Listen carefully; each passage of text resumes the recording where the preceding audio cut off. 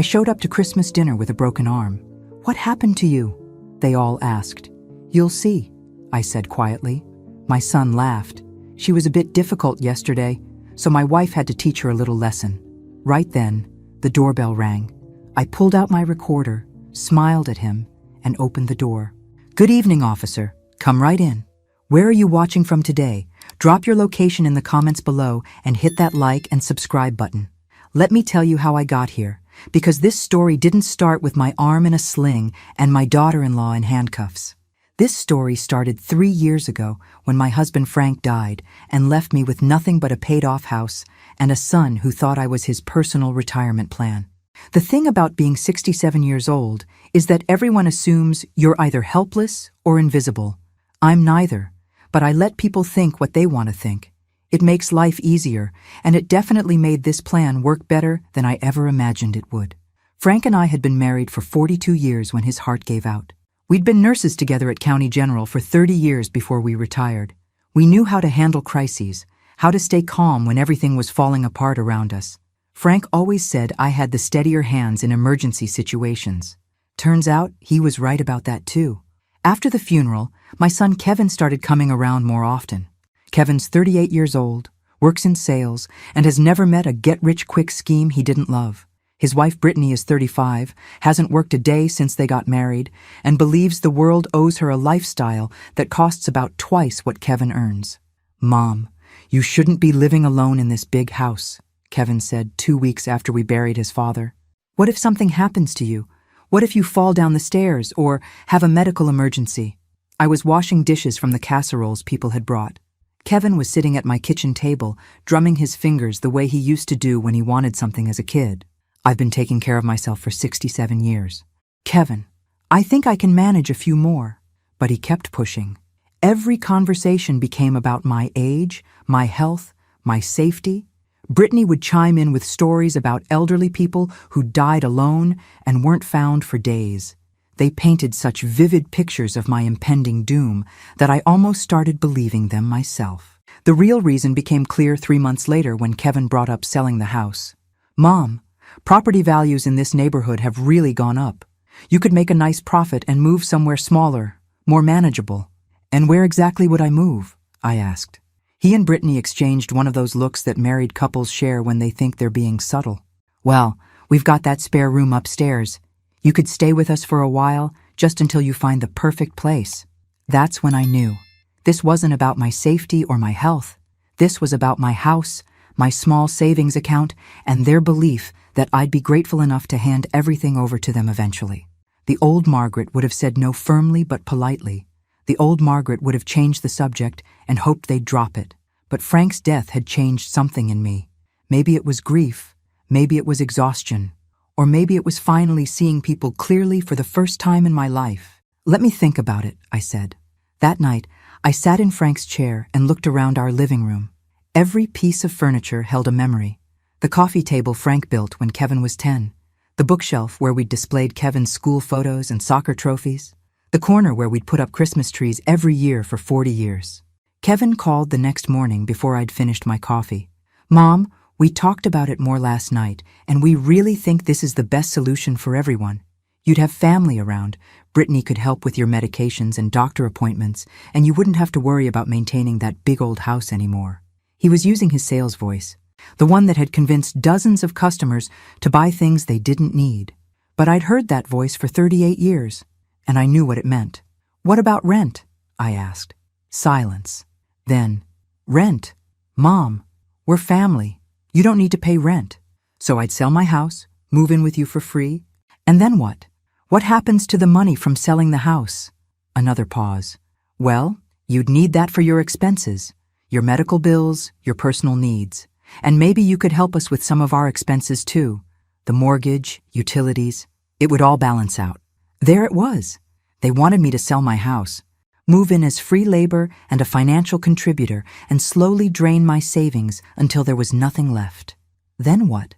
They'd find some reason why I needed to go to a nursing home that cost exactly as much as my remaining assets?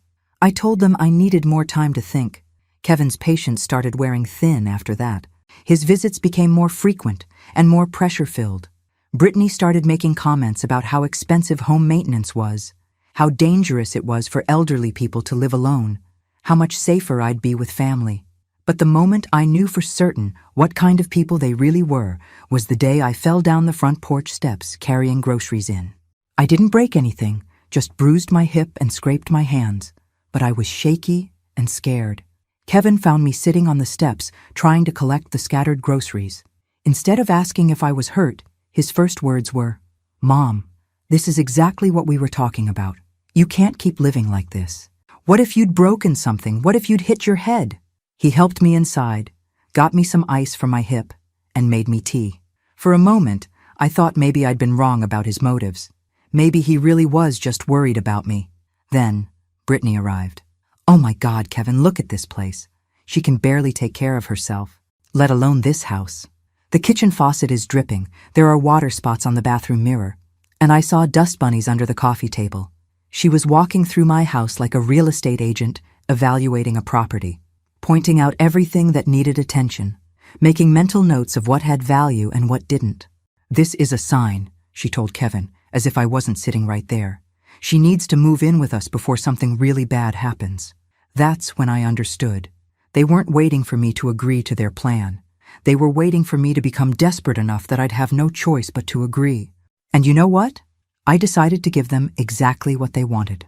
I moved in with Kevin and Brittany on a rainy Thursday in October, 3 months after Frank died. They helped me pack what they called my essentials: clothes, medications, and a few personal items. Everything else would stay in the house until we decided what to do with it. The spare room they'd prepared for me was actually Brittany's craft room, hastily cleared out.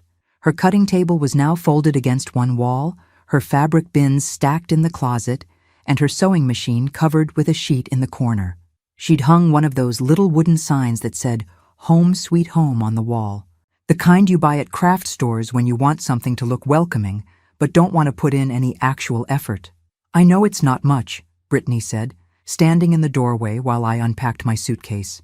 "But it's temporary, right? Just until we find you something perfect." Perfect.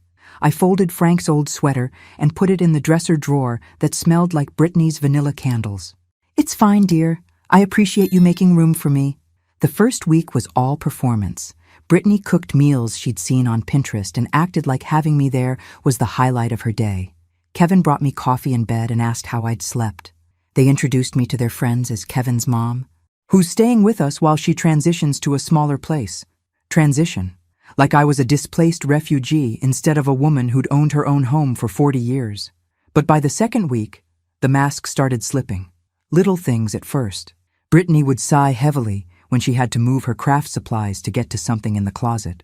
Kevin would mute the TV with his jaw set tight when I asked what we were watching.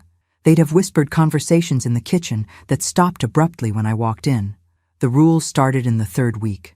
"Mom," Kevin said over breakfast, "Brittany and I talked, and we think it would be better if you didn't use the main bathroom during peak hours.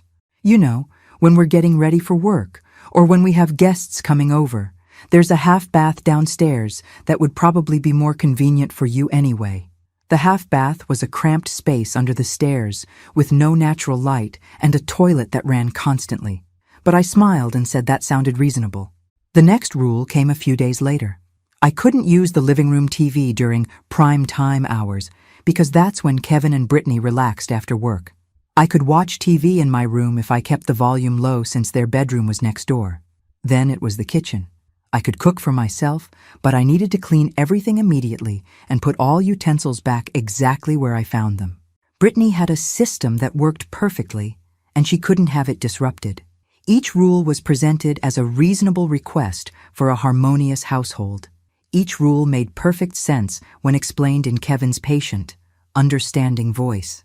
Each rule made me a little smaller, a little more invisible, a little more grateful for whatever scraps of consideration they threw my way. But I went along with it. I smiled and nodded and thanked them for being so accommodating. Because I was learning something valuable about my son and his wife, something that might have taken me years to discover if I'd stayed stubborn and independent in my own house. I was learning that they weren't just entitled and selfish. They were bullies who had found the perfect victim. The physical abuse started small, too. A hand on my shoulder, that pressed a little too hard when Brittany needed to get past me in the kitchen. Kevin gripping my elbow tighter than necessary when he helped me down the stairs. Little pushes disguised as playful nudges that left me off balance and apologizing for being in the way. I started paying attention to how they talked to each other when they thought I couldn't hear. Brittany would complain about having to babysit me when Kevin worked late. Kevin would grumble about how much extra their grocery bill had gone up since I moved in, even though I gave them $500 a month for expenses. One evening in November, I overheard them in their bedroom through the thin walls. I'd been pretending to sleep, but their voices carried clearly through the cheap drywall. "She's not that old," Brittany was saying. "My grandmother is 93 and still lives alone. Your mom is just dramatic and helpless because your dad always babied her." "Give it time," Kevin replied. "She'll get more dependent as she settles in. Then we can start talking about power of attorney and financial management. For her own protection, of course." There it was. Their real plan. Not just my house and savings, but complete control over my life and finances. They wanted to turn me into a legal dependent who couldn't make decisions without their approval. I lay in that narrow bed, listening to my son and his wife plan my future like I was a piece of property they were renovating, and I felt something crystallize inside me. Not anger exactly. Anger was too hot, too emotional. This was colder and much more useful. This was determination. The next morning, I started my own plan. I'd been a nurse for 30 years. I understood how institutions worked, how documentation mattered, how evidence needed to be collected and preserved. I understood that people revealed their true selves when they thought no one important was watching. And I understood that sometimes the best way to stop a predator was to let them think they'd found the perfect prey. I went to the electronics store and bought a small digital recorder, the kind that looked like a pen. I bought a tiny camera that could be hidden in a button or a pin. I bought software that would automatically back up recordings to a cloud server. The salesperson, a young man with multiple tattoos and infinite patience, helped me set everything up and taught me how to use it all. "Doing some investigative work?" he asked with a grin. "Something like that," I said. "I want to make sure I have accurate records of some important conversations." That evening, I sat in my craft room turned bedroom and tested the equipment. The recorder picked up conversations from across the hall clearly. The camera was invisible when pinned to my cardigan. The backup system worked perfectly. I was ready to document exactly who my son and daughter-in-law really were. The evidence I collected over the next few months would have made a prosecutor weep with joy. Kevin and Brittany didn't just reveal their plans. They bragged about them. They talked about me like I was a project they were managing, discussing how to manipulate me into signing documents, how to isolate me from my friends, how to convince me that I was too confused and frail to live independently. But the most valuable evidence came from their actions, not just their words, because by December, they'd stopped pretending to care about my well-being altogether. By Thanksgiving, I'd recorded over 30 hours of Kevin and Brittany discussing their plans for my money, my house, and my future. But what I really needed was evidence of physical abuse, and they were too smart to leave obvious marks where people might see them. That changed the week before Christmas. I was in the kitchen making myself a cup of tea when Brittany came home from what she called her workout, which was actually 2 hours at the nail salon followed by coffee with her sister. She was in one of her moods, the kind where nothing was right and everyone was to blame. "Why are all these dishes in the sink?" she demanded, even though the only thing in the sink was my teacup from breakfast. "I was just about to wash it," I said, reaching for the cup. "Don't." Her voice was sharp enough to cut glass. "Just don't. You can't do anything right, can you? You leave messes everywhere, you use up all the hot water, you make noise at all hours. I'm sick of living in my own house like I'm the guest." I had my recorder running, as I did every day now, but I could see in her face that this was going beyond verbal abuse. Her hands were clenched, her breathing was quick and shallow. She was working herself up to something. "Brittany," I said carefully, "I'm sorry if I've made you uncomfortable in your home. Maybe we should sit down and talk about—" "Talk?" She laughed, but there was nothing funny about it. "I'm done talking. I'm done pretending the situation is working for any of us." She grabbed my arm, just above the elbow, and squeezed, hard enough that I gasped and tried to pull away. "You're hurting me," I said. "Am I?" She squeezed harder. Because from where I'm standing, it looks like you're just being dramatic. Again. I could feel her fingernails digging through my sweater. The pain was sharp and immediate, but I forced myself to stay calm. This was what I'd been waiting for. Evidence that couldn't be explained away or dismissed. Please let go, I said clearly, making sure my words would be picked up clearly by the recorder. Or what? You'll tell Kevin? You'll call someone? She was leaning closer now, her voice low and mean. Who's going to believe a confused old woman over his wife? Who's going to take your side against us? That's when I made a mistake. I met her eyes, and she saw something there that she didn't expect. Not fear, not confusion, not the helpless desperation she was used to seeing from me. She saw calculation. Her grip loosened slightly. What's that look supposed to mean? Nothing, I said, trying to soften my expression. I just want to get along, Brittany. I don't want any trouble. But it was too late. She'd seen behind my mask for just a split second, and now she was suspicious. Her eyes narrowed as she studied my face, looking for something she couldn't quite name. You're recording this, aren't you? She said suddenly. My heart stopped, but I kept my face blank. Recording what? This conversation. You've got some kind of device on you. She started patting down my sweater, looking for a wire or a phone. I knew something was off. You've been too calm, too agreeable. That's not normal for someone in your situation. Her hands found the pen recorder in my pocket. She pulled it out and stared at it, her face going pale. Kevin! She shouted. Kevin, get in here right now! I heard his footsteps on the stairs, quick and heavy. He appeared in the kitchen doorway still wearing his work clothes, his tie loosened around his neck. What's wrong? He asked, looking between us. Brittany held up the recorder. Your mother's been recording us. She's been spying on us in our own home. Kevin's face went through several expressions.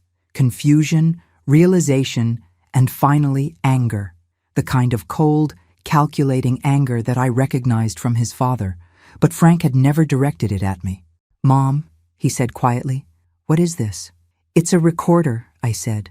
There was no point in lying now. How long have you been recording us?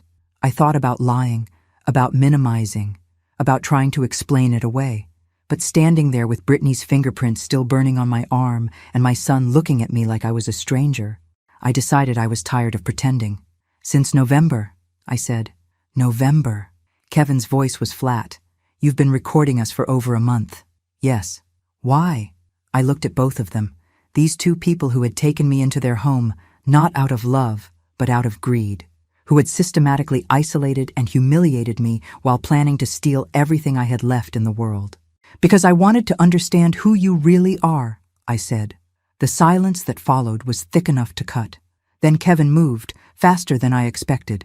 He grabbed my wrist, twisted it until I cried out and yanked the recorder out of my other hand. You ungrateful bitch, he said, his voice barely above a whisper. After everything we've done for you, after opening our home, changing our entire lives to take care of you, this is how you repay us? His grip was cutting off circulation to my hand. I could feel my fingers starting to tingle. Kevin, please. Shut up. He was breathing hard now, his face flushed with rage. Just shut up and listen to me. You're going to tell me where the recordings are stored. You're going to delete all of them, and then you're going to apologize for violating our privacy and trust. And if I don't? He twisted my wrist harder. The pain shot up my arm like electricity. If you don't, I'll have you declared mentally incompetent. I'll tell everyone you've been having paranoid delusions, recording imaginary conversations, making up stories about abuse. Who do you think they'll believe? A successful businessman and his respectable wife, or a confused old woman living in their spare room? Brittany was nodding along, her eyes bright with vindictive pleasure. We've been documenting your behavior too, Margaret. All those times you seemed confused about where you were. All those conversations where you repeated yourself or forgot what we'd just told you. We've been keeping detailed notes. Notes that don't exist, I said. Notes that will exist, Kevin corrected. Backdated. Witnessed by friends who'll swear they saw concerning behavior. Medical records that show cognitive decline. It's amazing what people remember when their friends ask them to help protect a vulnerable elderly person from making dangerous decisions. They had it all figured out. If I exposed them, they'd destroy my credibility and take control of my life anyway. If I didn't expose them, they'd slowly drain my resources and dump me in whatever facility was cheapest when I was no longer useful. But what they didn't know was that I'd spent 30 years documenting medical cases where family members abused vulnerable patients. I knew exactly how their strategy worked because I'd helped doctors and social workers build cases against people just like them. And I'd learned something important from those cases. The abusers always got overconfident. "Okay," I said quietly. "You win. I'll delete the recordings." Kevin's grip loosened slightly. "Smart choice. Where are they stored?" "On the recorder and on my phone." "Get your phone." I pulled out my phone with my free hand and started tapping through the menus, pretending to look for the files. What I was actually doing was sending a pre-written text message to a number I'd programmed weeks ago. "It's taking a while," Brittany said impatiently. "I'm not very good with technology," I said, which was perfectly true 3 months ago and a complete lie now. "I'm trying to find the right app." I hit send on the message, then deleted the evidence of sending it. "Here," I said, showing them a folder on my phone that contained some test recordings I'd made of myself reading grocery lists. "But I should tell you there's a backup system." Kevin snatched the phone out of my hand and deleted the folder without listening to the files. "Where's the backup?" "In the cloud. Automatic upload. I don't know how to delete those." That was when Brittany lost what was left of her temper. She slapped me. Hard. Hard enough that my head snapped to the side and I felt my lips split against my teeth. "You stupid old woman!" she screamed. "How dare you? How dare you spy on us and then try to threaten us with backup files?" Kevin was staring at her, shocked by the escalation. "Brittany, no!" She was completely unhinged now. "I'm sick of tiptoeing around her feelings and pretending this is normal. She's been recording us for months, Kevin. Recording us in our own bedroom, probably listening to our private conversations, planning to use them against us somehow." She hit me again, this time with her closed fist, right in the stomach. I doubled over, gasping, and she grabbed a handful of my hair and yanked my head back up. "Delete the backup files," she snarled into my face. "Figure out how to delete them, or I swear I'll make you sorry you ever set foot in our house." What she didn't know was that I was already sorry I'd ever set foot in their house. But I was about to be very glad I'd had the foresight to prepare for this moment, because the text message I'd sent was going to change everything. The text message I sent said exactly 4 words. "Emergency plan active now." Dr. Jennifer Walsh received it while she was having dinner with her family. She'd been my primary care physician for 8 years, and more importantly, she'd been Frank's doctor during his final illness. She knew me well enough to know I wasn't prone to drama or false alarms. More importantly, she knew that 6 weeks earlier, I'd come to her office with a carefully planned story about being concerned about my safety living with Kevin and Brittany. I told her I was documenting potential elder abuse, and I'd asked her to serve as a neutral medical witness if I ever needed to prove I was mentally competent and physically harmed. She'd agreed, and we'd set up a protocol. If I ever sent her that specific text message, she would call 911 and request a welfare check on an elderly woman potentially being abused by family members. Then she would drive to the address I'd given her and wait for police to arrive. At the same time my text was being sent, a second message went to my lawyer, Marcus Chen, who I'd hired 5 weeks earlier. Marcus received a message that said, "Documentation package required." This triggered him to send a pre-prepared email containing 37 audio files, 42 photographs, and a detailed written report to the police department, with copies to Adult Protective Services and the district attorney's office. But Kevin and Brittany didn't know about any of this, as Brittany continued to rage at me in their kitchen. "I want to see these backup files," she was saying, her hands still tangled in my hair. "Show me exactly where they're stored." "I can't," I gasped. "I don't remember the password." She jerked my head back harder. "Then you'd better remember it fast." That's when Kevin grabbed her wrist. "Brittany, stop. This isn't helping." "Isn't helping what?" She whirled on him, her eyes wild. "She's been recording us. She's probably got hours of us talking about money, about the house, about everything. We could go to prison." "Only if we did something wrong," Kevin said, but his voice lacked conviction. "Are you kidding me right now?" Brittany laughed, high and sharp. "Look at her face. Look at your hand. Look at what we just did. You think a jury's going to care that she was spying on us first?" For the first time since this started, Kevin seemed to really see me. My split lip, the bruises forming on my arm where he'd gripped me, the terror I wasn't having to fake anymore because honestly, seeing them completely lose control was terrifying even when you'd planned for it. "Oh God," he whispered. "What have we done?" "What we had to do," Brittany snapped, "and what we're going to keep doing until this problem is solved." She turned back to me, and I saw in her face that she'd moved past anger into something much more dangerous. She was calculating now, planning, trying to figure out how to eliminate a threat. "Here's what's going to happen," she said, her voice artificially calm. "You're going to tell everyone that you fell down the stairs, that you're getting confused and clumsy, and you think you need to be in a care facility for your own safety. You're going to sign papers giving Kevin power of attorney so he can handle your finances and medical decisions. And you're going to disappear into whatever nursing home we choose until this all blows over." "And the recordings?" I asked. "Will disappear, too, along with that lawyer you probably hired, and anyone else you might have told about your paranoid fantasies." The doorbell rang. We all froze. The sound cut through the kitchen like a gunshot, unexpected and sharp. "Who could that be?" Kevin whispered. "I don't know," Brittany hissed back. "We're not expecting anyone." The doorbell rang again, followed by a heavy knock. "Police! Open up!" If I hadn't been expecting it, I might have been as shocked as Kevin and Brittany. As it was, I had to work hard to keep the relief off my face. "Police?" Kevin's voice cracked slightly. "Why would police be here?" The knocking continued, more insistent now. "This is Officer Rodriguez with County Police. We're conducting a welfare check. Please open the door." Brittany was staring at me with dawning understanding. "You called them. Somehow you called the police." "I couldn't have called anyone," I said truthfully. "You had my phone." "Then how—" "Open the door immediately or we'll be forced to enter," came the voice from outside. Kevin looked between me and Brittany, panic replacing anger in his eyes. "What do we do?" "We answer the door," Brittany said grimly. "And we explain that this is all a misunderstanding, that Mom had a little fall, got confused, and somehow the police got called by mistake." She leaned down until her face was inches from mine. "And you're going to back up that story. Because if you don't, if you try to tell them some fantasy about abuse, I promise you'll regret it. We know people, Margaret. We know lawyers and judges and social workers. We can make your life a living hell in ways you can't even imagine." The knocking was getting louder. I could hear multiple voices now, and what sounded like a radio crackling. "They're not going away," Kevin said, his salesperson composure finally cracking completely. "We have to answer."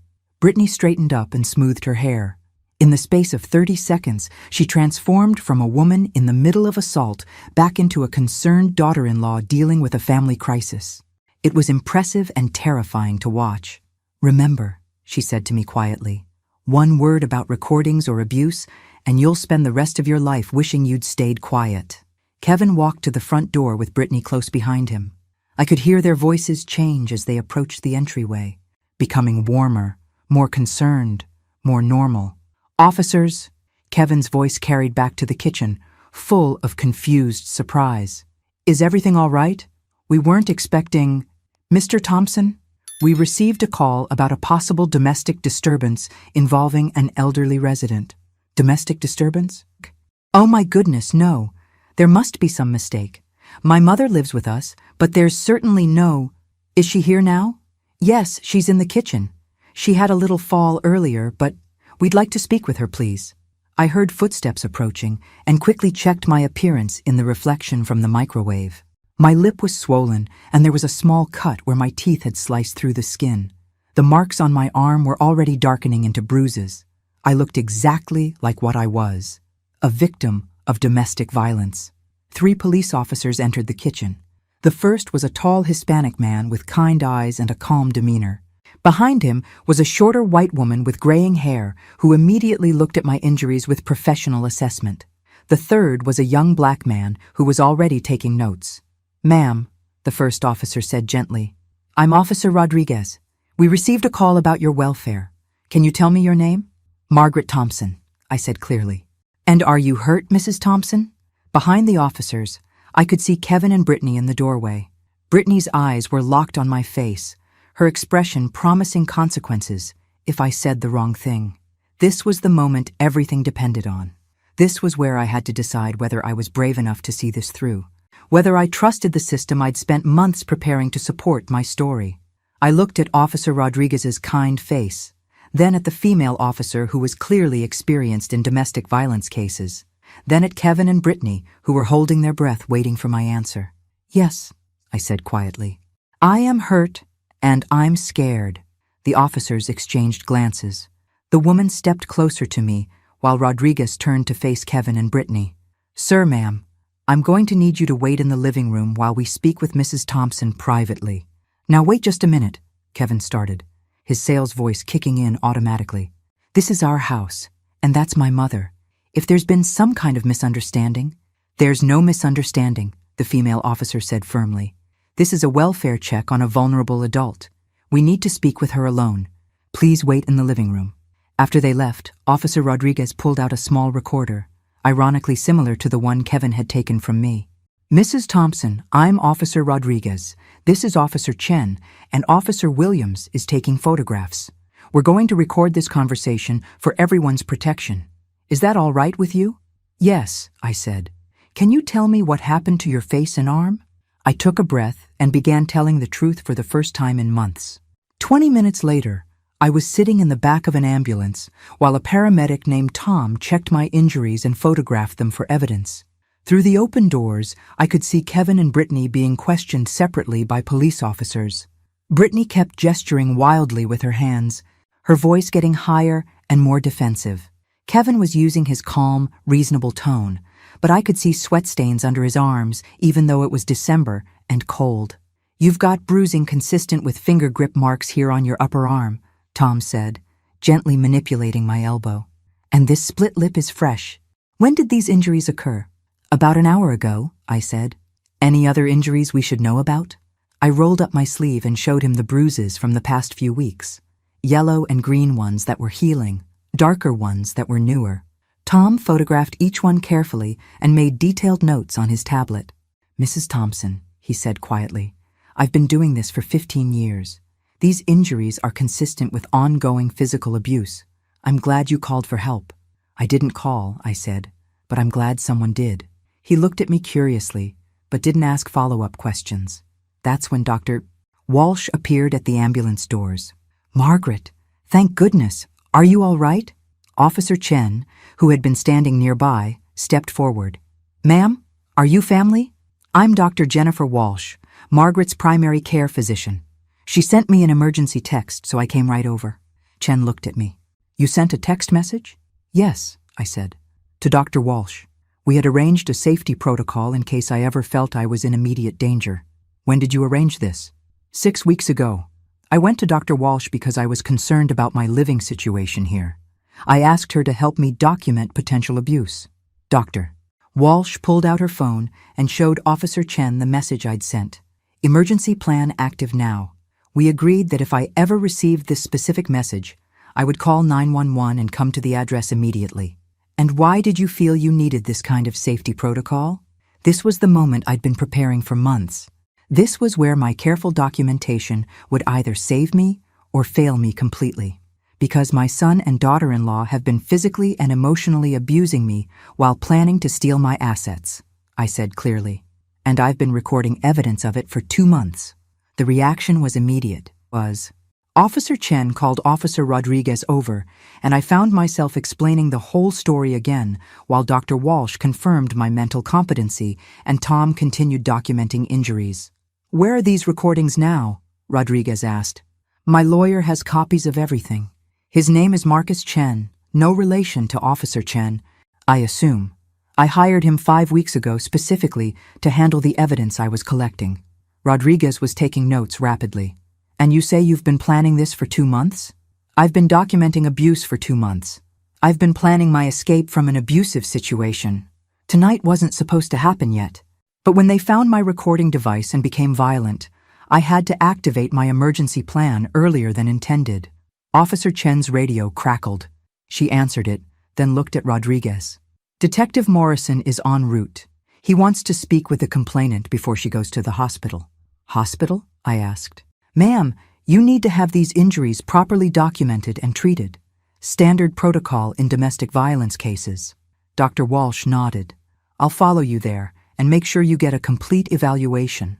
That's when I heard Kevin's voice getting louder from the front yard. This is ridiculous. She's confused and paranoid. We've been taking care of her out of the kindness of our hearts, and this is how she repays us? By making up stories and wasting police resources? I looked toward the sound of his voice and saw him gesturing toward the ambulance. Several neighbors had come outside to see what was happening. Mrs. Peterson from next door was standing on her front porch in her bathrobe, arms crossed, watching the whole scene. Brittany was crying now, or at least making crying sounds. She's been acting so strange lately, she was telling Officer Williams. Paranoid, forgetful, talking to herself. We've been trying to figure out how to get her the help she needs. But she's been resistant to seeing a doctor about her mental state. That's interesting, Dr. Walsh said loudly enough for Brittany to hear. Because Margaret has been seeing me regularly, and her mental status has been completely normal. In fact, she scored perfectly on cognitive assessments as recently as last week. Brittany's fake crying stopped abruptly. She stared at Dr. Walsh with obvious confusion. Who are you? Brittany demanded. I'm Dr. Walsh, Margaret's physician. And you are? I'm her daughter-in-law. I live with her. I think I'd know better than some doctor who sees her once in a while whether she's been acting strange. Dr. Walsh pulled out her phone again. I have detailed notes from 6 separate appointments where Margaret specifically discussed her fears about being abused by family members. I also have cognitive assessments, depression screenings, and medication reviews that show no signs of mental impairment or confusion. Officer Rodriguez walked over to join the conversation. Ma'am, are you saying Mrs. Thompson has been telling her doctor about abuse for weeks? Since November 3rd, Dr. Walsh said, consulting her phone. She came in asking me to help her document what she believed was escalating elder abuse. She was articulate, logical, and showed no signs of paranoia or delusion. She was planning ahead to protect herself. The neighbors were getting closer now, clearly listening to every word. I could see Mrs. Peterson whispering to her husband, and the young couple from across the street recording everything on their phones. Kevin's face was getting redder by the minute. She never told us she was unhappy. She never said anything about abuse. If she was really being hurt, wouldn't she have said something? Most victims of domestic abuse don't report it immediately, Officer Chen said matter-of-factly. Especially elderly victims who are financially dependent on their abusers. They often feel they have no choice but to endure the situation. But we're family, Brittany protested. We took her in when she had nowhere else to go. We've been supporting her, feeding her, giving her a place to live, while planning to steal her house and life savings, I said quietly from the ambulance. The yard went completely silent. Even the neighbors stopped whispering. Kevin and Brittany stared at me with identical expressions of shock and fury. That's... Kevin started, then stopped. That's what? Officer Rodriguez prompted. That's not true, Kevin finished weakly. I have recordings, I said. Hours of them. Conversations about how to manipulate me into signing over power of attorney. Discussions about selling my house, plans to have me declared mentally incompetent if I resisted, and physical abuse that escalated tonight when they found out I was documenting everything. Officer Chen was writing furiously in her notebook. These recordings, they cover what time period? November through today. My lawyer has copies of all of them, along with photographs of previous injuries and detailed documentation of the psychological abuse. Detective Morrison chose that moment to arrive. He was a tall, thin man in his 50s who looked like he'd seen every kind of family dysfunction imaginable and wasn't surprised by any of it anymore. What do we have? He asked Officer Rodriguez. Elderly victim of domestic abuse, ongoing situation for several months, has recordings and medical documentation. Lawyer has evidence packages. Suspects are son and daughter-in-law who appear to have financial motives. Morrison nodded and walked over to the ambulance.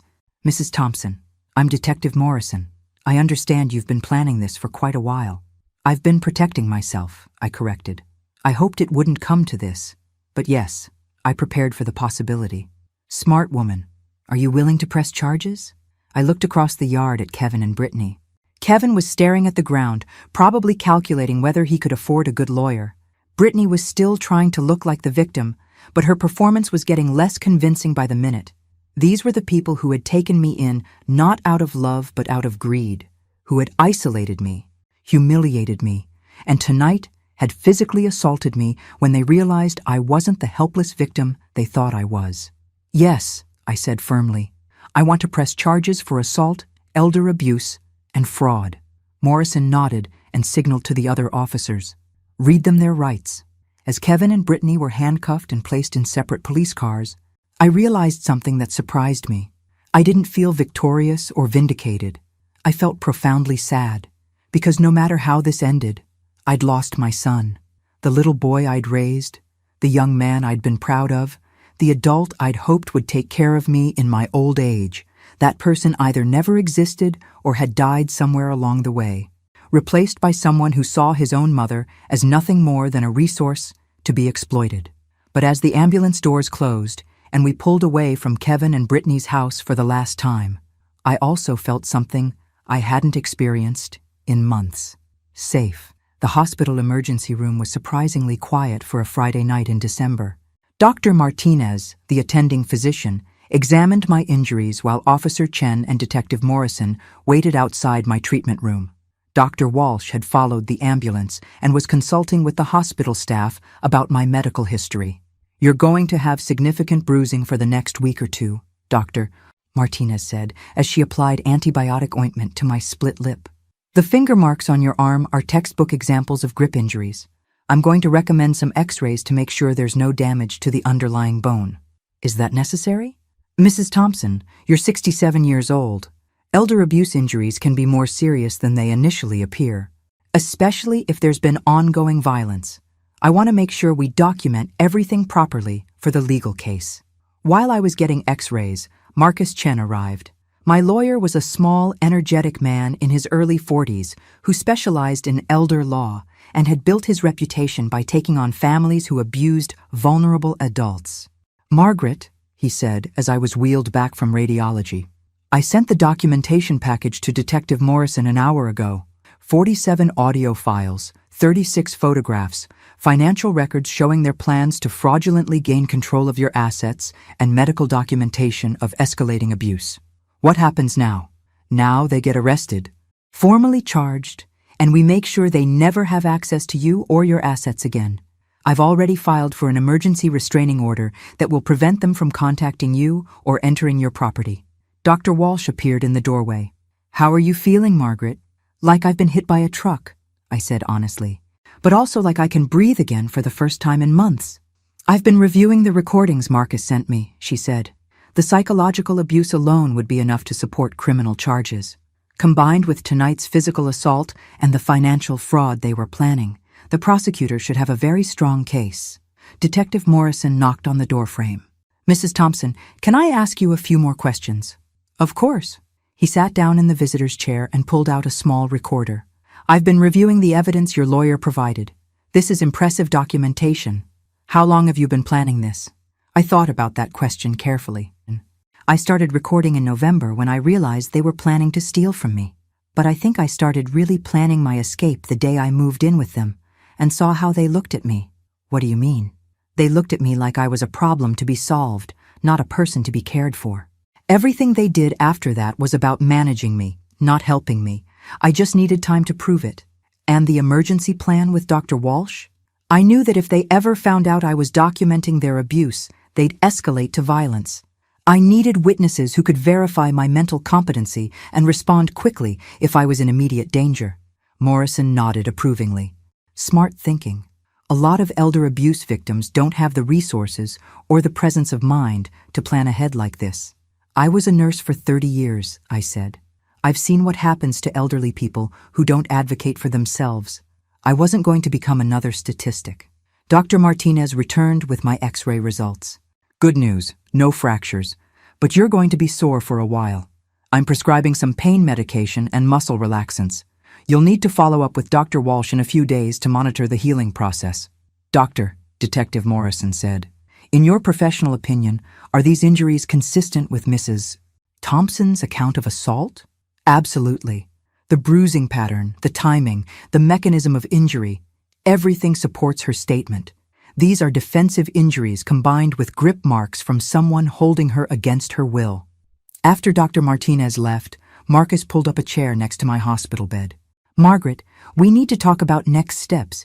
You can't go back to Kevin and Brittany's house, obviously. Do you have somewhere safe to stay? I realized I hadn't thought beyond getting away from them. I suppose I could get a hotel room until I figure something out. What about your own house? Dr. Walsh asked. You never sold it, did you? No, it's still mine.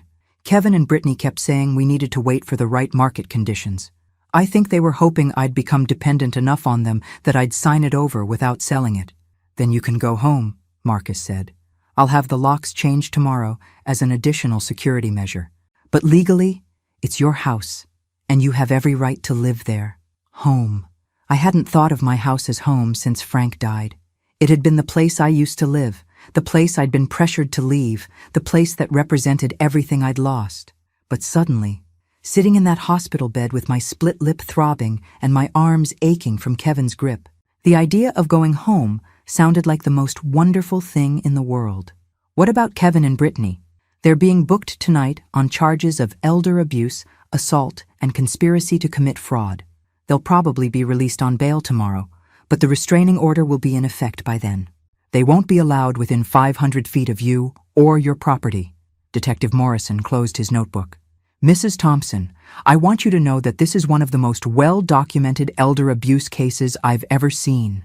Between your recordings, the medical evidence, and the financial documentation, the prosecutor should be able to secure convictions on multiple felony charges. What kind of sentences are we talking about? Elder abuse with physical violence can carry up to 7 years in prison. Financial exploitation of a vulnerable adult is another 5 years. Conspiracy charges could add more time. Even if they plea bargain, they're looking at significant jail time and substantial fines. After everyone left, I lay in the quiet hospital room and tried to process what had happened. 6 months ago, I'd been a grieving widow being pressured by her son to give up her independence. Tonight, I was a domestic violence survivor who had successfully documented her own abuse and escaped from her abusers. The woman who had moved in with Kevin and Brittany in October would never have believed she was capable of planning and executing something like this. That woman had been passive, trusting, willing to believe the best of people even when they showed her who they really were. But that woman had also been stronger than she knew. She'd survived 30 years as a nurse, 42 years of marriage, the death of her husband, and the betrayal of her son. She'd learned to be invisible when necessary and fierce when required. I touched my split lip gently and smiled, even though it hurt. Tomorrow I would go home to my own house, sleep in my own bed, and start rebuilding the life that Kevin and Brittany had tried to steal from me. But tonight, for the first time in months, I was safe. I went home on Saturday morning. Marcus met me at the hospital and drove me to the house I hadn't seen since October. As we pulled into the driveway, I felt a complex mix of emotions I wasn't prepared for. The house looked smaller than I remembered, and older. The winter garden beds I'd normally have cleaned up by now were full of dead leaves and broken stems. The front porch light was still on from when I'd left months ago, now a beacon that had been burning uselessly for weeks. But it was mine. No rules about bathroom usage or TV time. No walking on eggshells around people who saw me as a burden. No recording devices hidden in my clothing because I was finally, truly safe. Marcus had arranged for a locksmith to meet us there. While new locks were being installed, he went through the house, checking that everything was secure and intact. "Looks like they haven't been here," he said, emerging from the basement. No signs of disturbance or theft. "They were waiting for me to sign power of attorney before they started moving my assets," I said. "They wanted everything to look legal and legitimate." My phone rang. Dr. Walsh's number appeared on the screen. "Margaret, how are you feeling this morning?" "Sore, but glad to be home." "Good. I wanted to let you know that Detective Morrison called me this morning. Kevin and Brittany were released on bail a few hours ago, but they've been served with restraining orders. They're not allowed to contact you or come within 500 feet of your property. What if they violate the order? Then they go back to jail immediately, and their bail gets revoked. Morrison said to call 911 if you see them, or if they try to contact you in any way." After Dr. Walsh hung up, Marcus finished reviewing the legal paperwork with me. The restraining orders, the criminal charges, the steps we'd take to ensure they couldn't access my financial accounts or medical records. What about the house they're living in? I asked. It's mortgaged, and I was paying part of it. Marcus smiled grimly. That's their problem now. You have no legal obligation to continue supporting their lifestyle, and given the circumstances, I doubt any judge would order you to do so. So they'll lose the house? Probably. Kevin makes decent money, but not enough to cover their full mortgage payment, plus legal fees for 2 criminal defense attorneys. They're about to discover what financial stress feels like. After Marcus left, I walked through my house alone for the first time in months. Everything was exactly as I'd left it. Frank's reading chair by the window, his books still on the nightstand, his coffee mug still in the sink waiting to be washed. I'd been afraid to disturb anything when I moved out, as if changing his space would somehow make his death more final. Now I realized that keeping everything frozen in time hadn't preserved his memory. It had prevented me from healing. I spent the afternoon cleaning and reorganizing. I washed Frank's mug and put it away in the cabinet with the others. I moved his books to the shelf and put my own books on the nightstand. I rearranged the living room furniture so it faced the window instead of the TV, creating a reading nook that was mine instead of ours. Sunday morning, Mrs. Peterson called. "Margaret, dear, I'm so glad you're home. I saw the police cars Friday night and I've been worried sick. Is everything all right?" Mrs. Peterson had been our neighbor for 20 years. She was a retired teacher in her 70s who still walked her dog twice a day and kept track of everyone on the street. "There was some trouble with Kevin and Brittany," I said carefully, "but it's been resolved." "Trouble? Honey, I saw them being arrested and I heard some of what you told the police officers. Are you telling me that boy was hurting you?"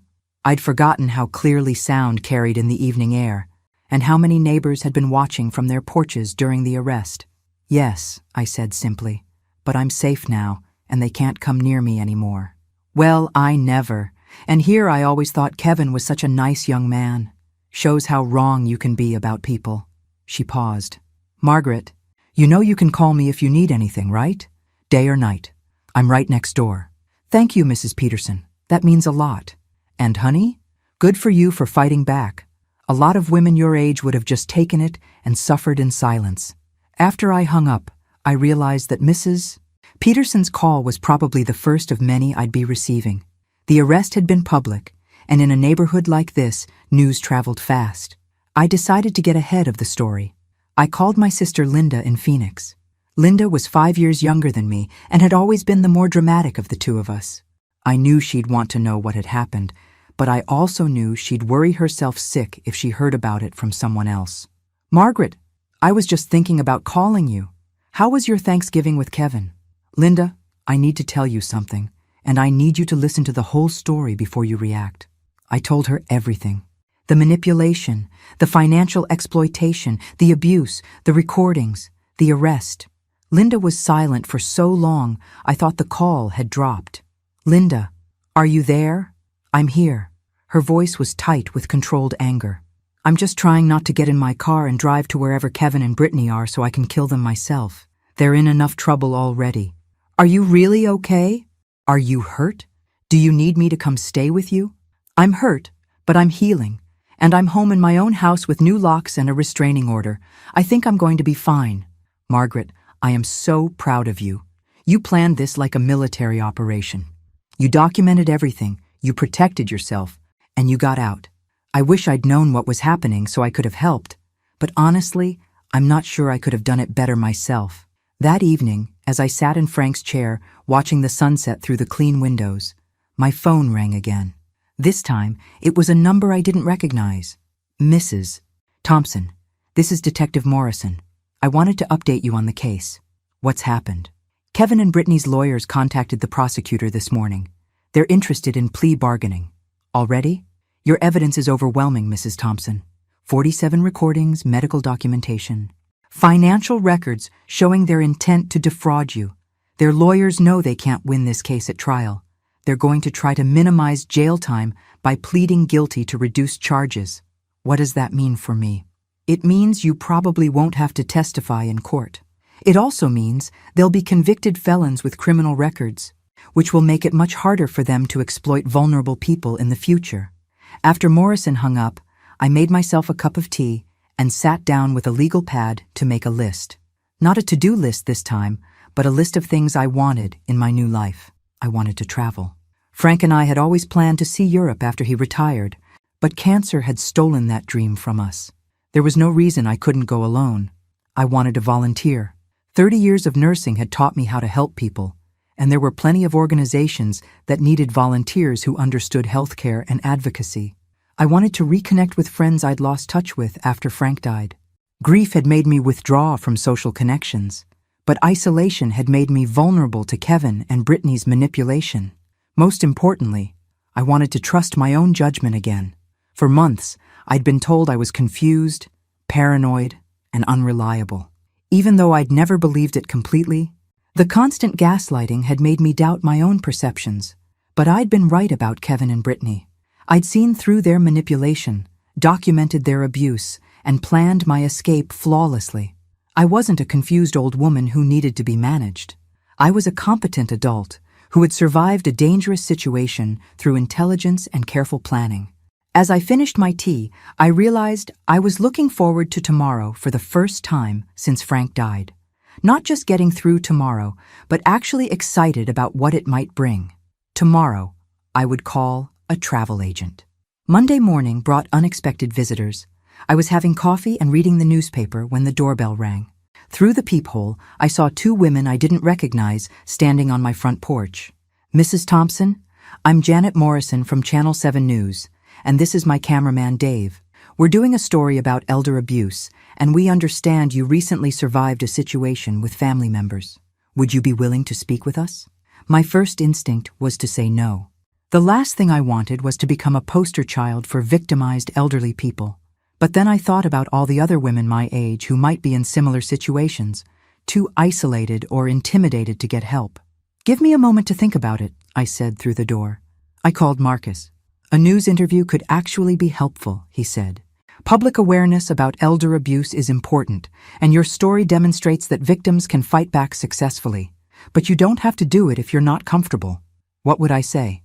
The truth, that elder abuse is real, that family members are often the perpetrators, and that victims need to document everything and seek help before it escalates to violence.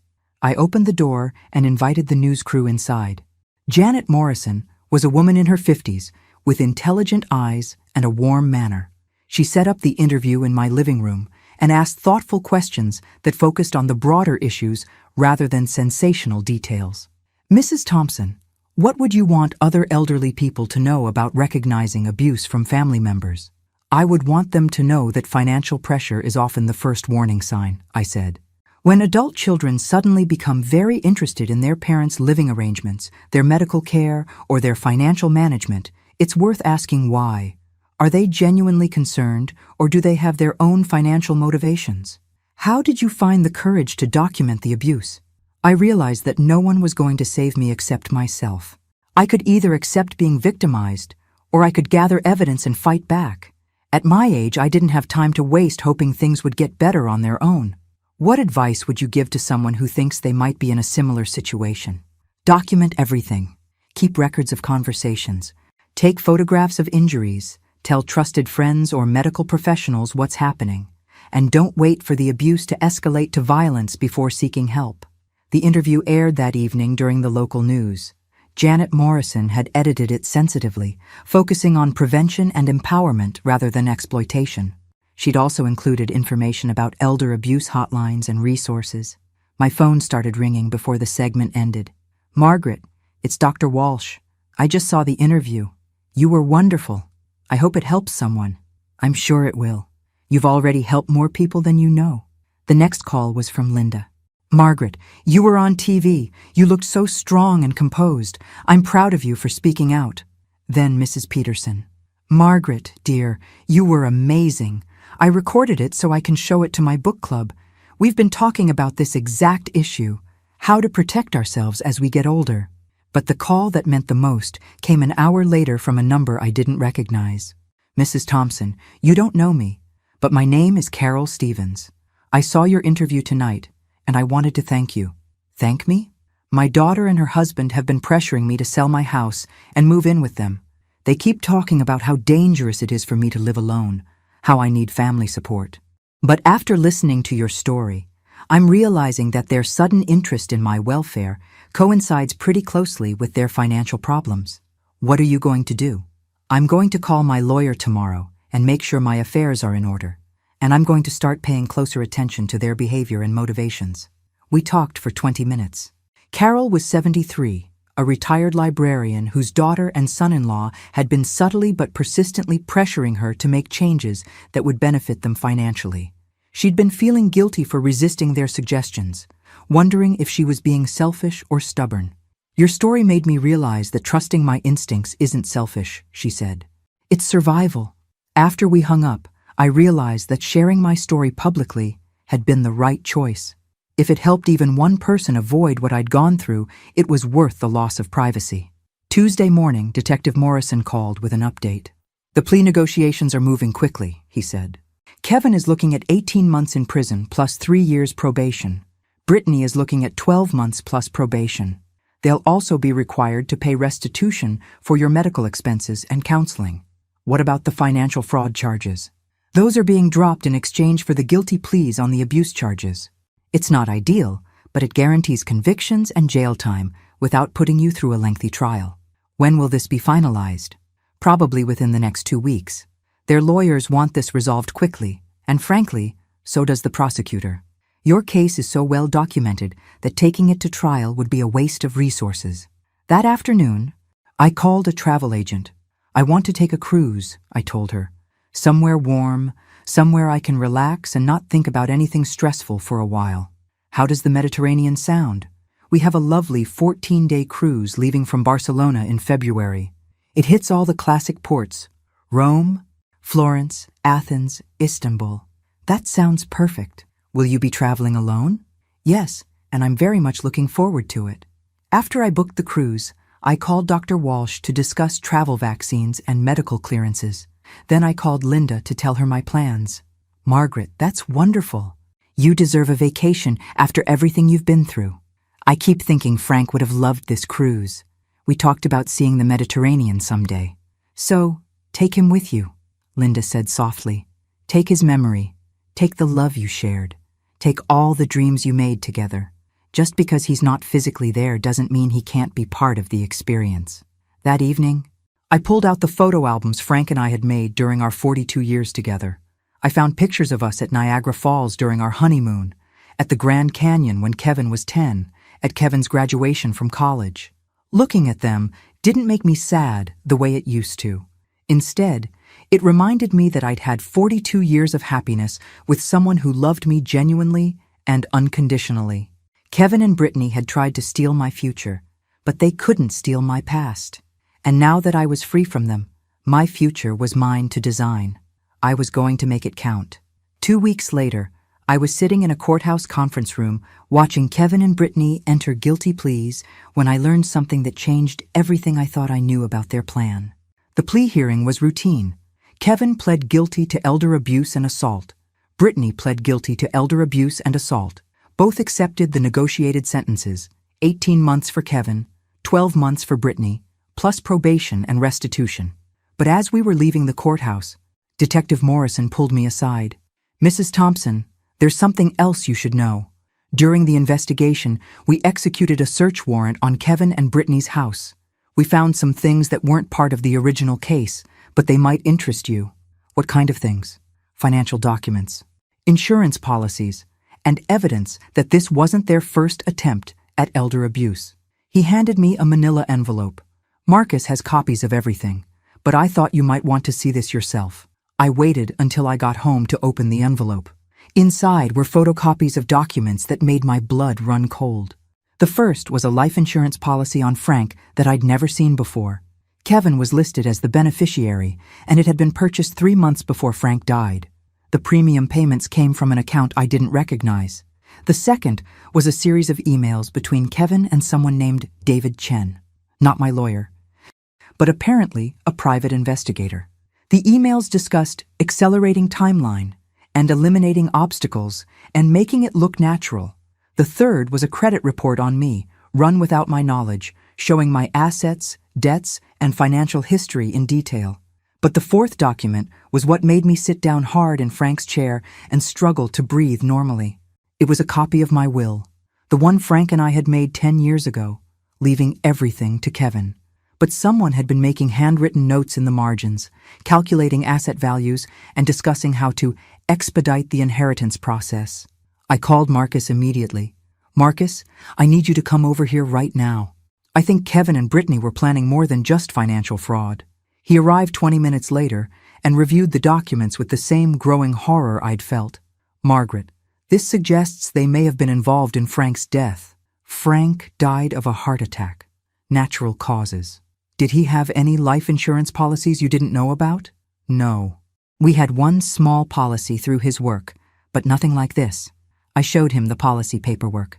"This is for $200,000, Marcus. We never could have afforded premiums like this. And look at the date it was purchased, 3 months before Frank died, right after his cancer went into remission and his prognosis improved." I felt sick. "You think they killed him?" "I think we need to turn this over to Detective Morrison immediately and let the police investigate. But yes, I think it's possible." The next few days were a nightmare of interviews, investigations, and revelations that kept getting worse. Detective Morrison brought in specialists from the homicide division. Frank's body was exhumed for additional testing. Kevin and Brittany's financial records were examined going back 5 years. What the investigators found painted a picture of a couple who had been planning to exploit and potentially murder elderly family members for years. The private investigator, David Chen, had been hired to research insurance fraud techniques that would be difficult to detect. Kevin and Brittany had taken out life insurance policies on 3 elderly relatives: Frank, Brittany's grandmother, and Kevin's uncle. Frank's uncle had died 6 months before Frank, supposedly of complications from diabetes. But the new autopsy revealed traces of insulin that suggested deliberate overdose. Brittany's grandmother had died a year before that, supposedly of natural causes related to her age. But financial records showed that Brittany had been her primary caregiver during her final weeks, and that she'd inherited $90,000 that had paid for Kevin and Brittany's down payment on their house. "They've been doing this for at least 3 years, Detective Morrison told me during one of our interviews, targeting elderly family members who had assets but were vulnerable due to health problems or isolation." And Frank? The new autopsy found evidence of digitalis poisoning. Digitalis is a heart medication that's virtually undetectable in standard toxicology screens, especially if someone already has heart problems. A small overdose would cause cardiac arrest that would look completely natural. I thought about Frank's final weeks, how Kevin had suddenly become so attentive, visiting daily, bringing medications when Frank was too weak to go to the pharmacy himself, how concerned he'd been about Frank's forgetfulness with his medication schedule, insisting that someone needed to supervise his pills. "Kevin was managing Frank's medications," I said quietly. "We figured the digitalis would have been easy to hide in his regular heart medications. A few extra pills dissolved in water, mixed into his evening medications. Frank would have felt chest pains, shortness of breath, and then cardiac arrest, classic heart attack symptoms for someone with his medical history." Morrison paused, watching my face carefully. "Mrs. Thompson, I need to ask you something. After Frank died, did Kevin and Brittany show any interest in your medications or medical care?" I thought back to their suggestions about medication management, their offers to organize my pill dispensers, their insistence that I needed someone to monitor my health conditions. "Yes," I said. "They kept saying I needed help managing my medications and medical appointments. They wanted to be more involved in my healthcare decisions. Because if their abuse plan hadn't worked to gain control of your finances, they probably would have moved to Plan B. Plan B. Murder me the same way they'd murdered Frank and the others, collect life insurance money, and inherit whatever assets I had left." The thought that I'd come that close to dying, not just from abuse, but from premeditated murder, left me shaky and nauseated for days. But it also filled me with a fierce pride in my own survival instincts. Something had told me not to trust them completely. Something had warned me to be careful, to document everything, to plan my escape route. That something had probably saved my life. The new charges against Kevin and Brittany were filed a week later. Murder in the first degree for Frank, Brittany's grandmother, and Kevin's uncle. Attempted murder for the plot against me. Insurance fraud, conspiracy to commit murder, Their bail was revoked immediately. They were looking at life in prison without possibility of parole. I was sitting in my living room reading the news coverage when Linda called. "Margaret, are you okay? I just saw the news about Kevin. Murder charges?" "I'm okay," I said, and realized I meant it. "I'm angry and heartbroken and shocked, but I'm okay." "How are you handling the fact that they killed Frank?" I'd been thinking about that question for days. How do you process the knowledge that your son murdered your husband and planned to murder you? "I think part of me always knew something was wrong," I said. "Not that Kevin was capable of murder, but that Frank's death was convenient for him. The timing, the way Kevin immediately started pushing me to make changes, the way he seemed more interested in my assets than my grief. What happens now? Now I try to rebuild my life again. But this time, I do it knowing that I can trust my own instincts completely." After we hung up, I looked around the living room where Frank and I had spent so many evenings together, where I'd grieved his death for months, never suspecting that it wasn't natural. I should have felt angry. I should have felt devastated by the betrayal and the loss. Instead, I felt something unexpected, relief, because now I knew the truth. Frank hadn't just died and left me alone. He'd been taken from me by someone who saw our love and our life together as an obstacle to their greed. And I'd survived. Not just survived, but fought back successfully against the people who destroyed the person I loved most. Frank would have been proud of me. 6 months later, I was standing on the deck of a cruise ship in the Mediterranean, watching the sun set over the Greek islands, when I got the call from Detective Morrison. "Mrs. Thompson, I wanted to let you know that the trial is over. Kevin was convicted on all charges and sentenced to life without parole. Brittany got life as well, but with the possibility of parole after 30 years. How do you feel about that?" I asked, surprising myself with how calm my voice sounded. "Justice was served. They'll never hurt anyone else the way they hurt you and Frank."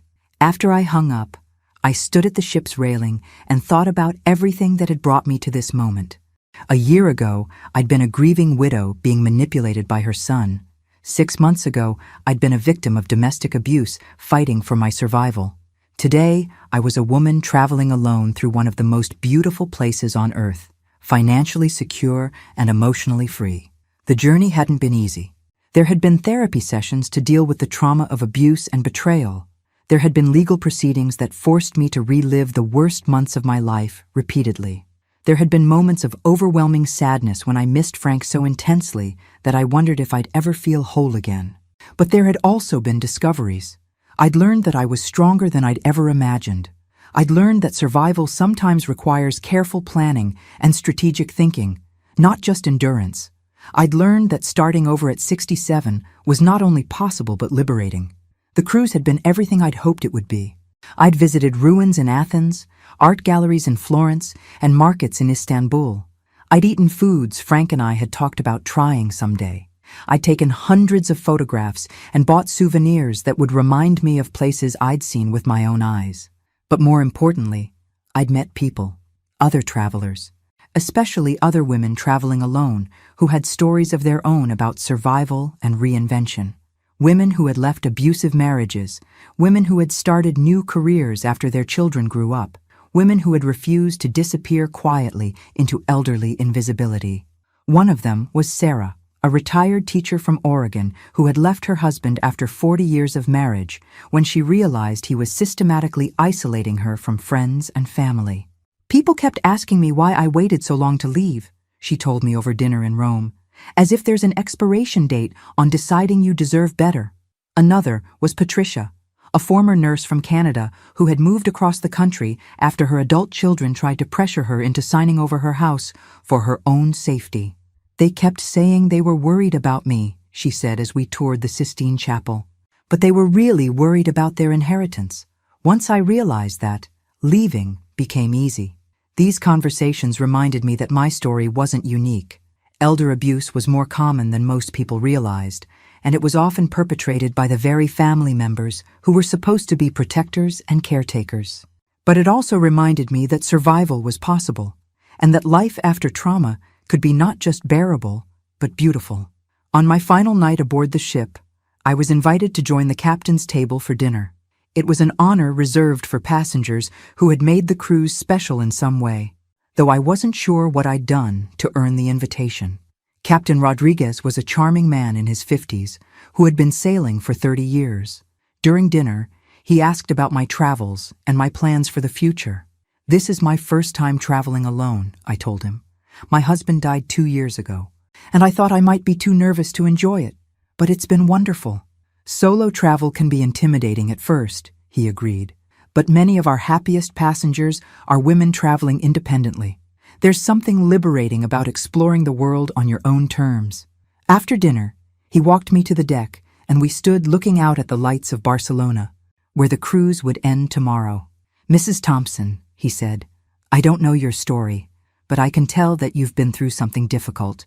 I've seen a lot of people over the years, and I recognize someone who has survived hardship and come out stronger. Is it that obvious? Only to someone who's learned to recognize it. You have the bearing of a woman who has faced down something frightening and refused to be broken by it." "I suppose I have." "Good for you. Too many people let difficult experiences defeat them. You've chosen to let yours transform you instead." The next morning, as I disembarked in Barcelona with my luggage and my hundreds of photographs, I realized that Captain Rodriguez was right. The woman who had boarded this ship 2 weeks ago was not the same woman who was leaving it. The cruise, Margaret had been angry, grieving, and still processing trauma. The woman walking down the gangplank was peaceful, confident, and ready for whatever came next. I spent 3 days in Barcelona before flying home, visiting museums and cafes and small shops that sold books in languages I didn't understand. I ate breakfast on outdoor terraces and dinner at restaurants where I was the only solo diner, and I loved every minute of it. On the flight home, I made a list of things I wanted to do next. I wanted to volunteer at a domestic violence shelter, using my experience to help other women escape abusive situations. I wanted to travel more, maybe taking a photography class so I could better capture the places I visited. I wanted to reconnect with old friends and make new ones. Most importantly, I wanted to live fully in a way that honored both Frank's memory and my own survival. When I landed at the airport, Mrs. Peterson was there to pick me up. I'd asked her to instead of taking a taxi because I realized I was ready to start accepting help from people who genuinely cared about me. "Margaret!" she exclaimed as I came through the arrival gate. "You look wonderful, tan and relaxed and years younger." "I feel wonderful," I said, and meant it. As we drove home through familiar streets, Mrs. Peterson filled me in on neighborhood news. The Johnsons had divorced. The Millers had a new grandchild. The house 2 streets over had sold to a young family with twins. "And that boy of yours made the news again," she said as we pulled into my driveway. "Kevin, there was an article in the paper about the trial, about how they caught him and that wife of his because you were smart enough to record everything.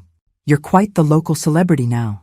I looked at my house, my clean, safe, secure house with its new locks and well-tended garden that Mrs. Peterson had maintained while I was gone. This was home, not a place where I was tolerated or managed or exploited, but a place where I belonged completely. "Mrs. Peterson," I said as we carried my luggage to the front door, "would you like to come in for coffee? I have pictures from the trip and stories that are probably more interesting than anything on the evening news." "I would love that, dear." As I unlocked my front door and welcomed my neighbor into my home, I realized that this was how my new life would be built, not around the people who had tried to use me, but around the people who genuinely valued me. It had taken me 67 years to learn that lesson, but I'd learned it well, and I was going to make the rest of my life count. 6 months after that Christmas dinner, when I'd walked through the door with my broken arm and a hidden recorder, I was free, safe, and happier than I'd been since Frank died. Sometimes the best revenge is simply refusing to let the people who hurt you destroy your capacity for joy. I chose joy, and it made all the difference.